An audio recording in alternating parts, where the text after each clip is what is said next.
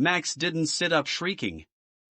She didn't jolt, gasping for breath, clutching at her blankets as she desperately tried to figure out what was dream and what was reality.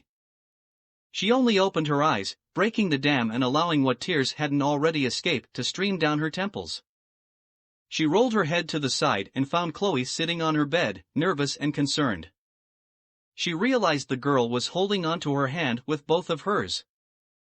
"You were having a nightmare," she said quietly. "Still am," Max replied, closing her eyes. She waited for Chloe to respond to that, something acidic or frustrated. Instead, she felt the grip on her hand grow a little tighter. "I know," Chloe said. She opened her mouth, releasing 2 or 3 broken sounds originally meant to be words, then finally settled on a very defeated, "I'm sorry." Max opened her eyes again and held Chloe in her sight.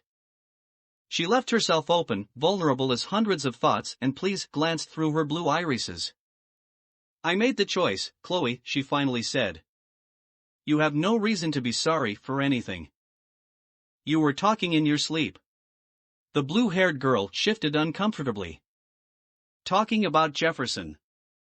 Both of Max's wrists jerked, an automatic instinct to make sure they were not bound to anything. It was the way that Chloe held on tighter, showing the smallest bit of fear that Max was pulling out of her grasp that pulled more tears out of her. "I'm still scared of him," she whispered. "We're being hunted by magic storms and I'm still afraid of that monster. What if he's still out there?" Her breathing became deep and uneven as she tried to hold back from sobbing. "He's not," Chloe said, her expression bending into uncertainty. She couldn't know for sure. Neither of them could. She decided to dig for a deeper source of comfort. "It doesn't matter if he is," she continued, "I'll protect you, okay?" Max remained prone in her bed, staring hard into Chloe's eyes. Now she returned a bit more pressure into the girl's hand. Behind Chloe, she could see the sunlight through the curtains, radiating and golden. It seemed so hopeful.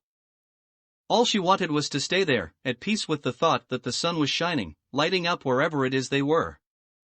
But she knew staying would only make the sun disappear eventually.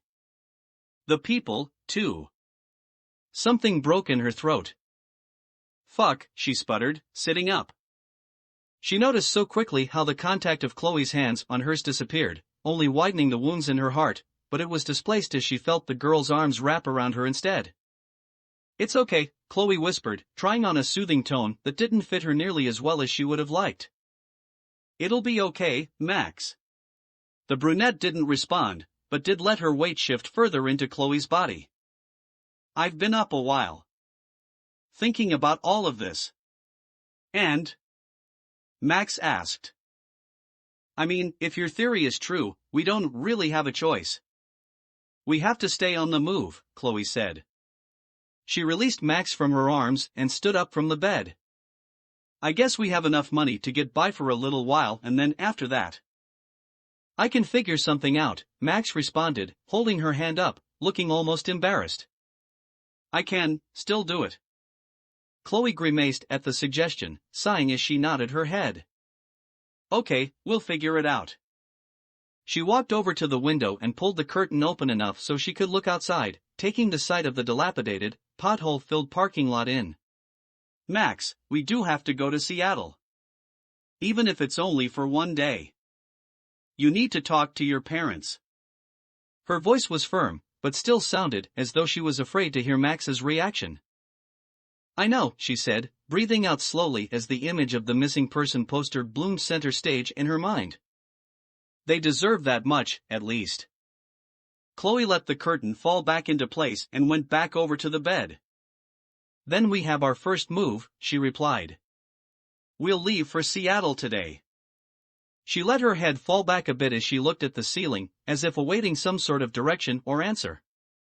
"I guess we're doing this," she said after the heavens remained silent. "I guess we are," Max said back.